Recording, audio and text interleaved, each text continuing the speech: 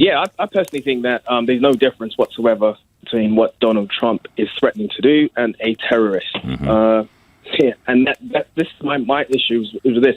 I heard you mention not long ago that Soleimani should have been killed, and the USA kind of has a right to do all of that. Well, I don't know about but I understand why they did it.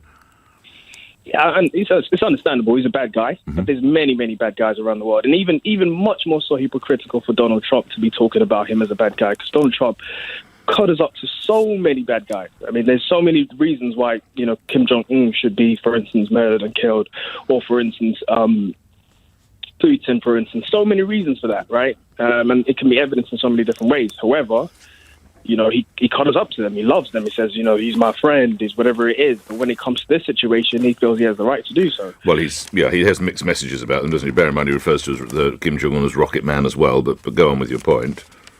Yeah, my point is absolutely this. Like, I personally think that he shouldn't have taken the action to actually assassinate a state leader, essentially. Why?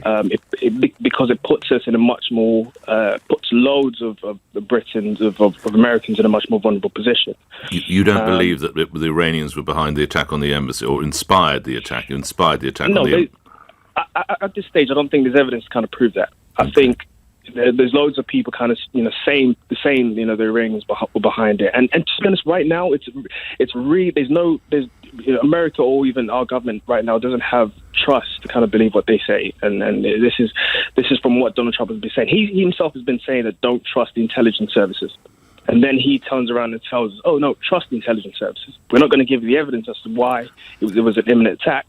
But so you allow this general to go around plotting attacks on Americans and indeed on Brits, for that matter, on Western. You just allow it continually. We allow many people to do that. Like I said, we allow Putin to do that. Okay. We allow Kim Jong-un to do that. We allow...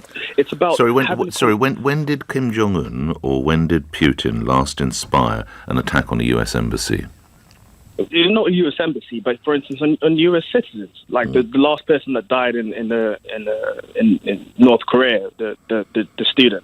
Right? There's so many instances where these people have influenced. This general, there's the blood of 600 U.S. and British troops on his hands.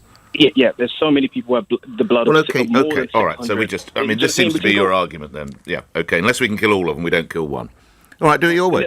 Just let the guy walk free, because of course he was going there to bring about peace. He's a well-known peacemaker. He's Mother Teresa. I'm surprised, actually.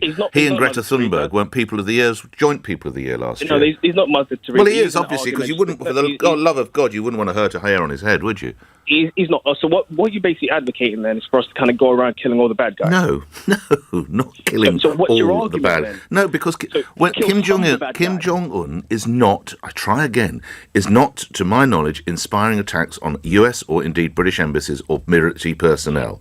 And he is knowledge, not. Is the Iranian, did he inspire that? Yeah. To your knowledge? To my person, no. Obviously, I have to go from intelligence reports.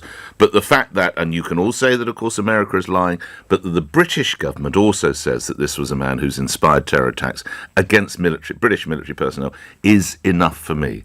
Lewis, thank you. I have to move on for time reasons. I've enjoyed our conversation.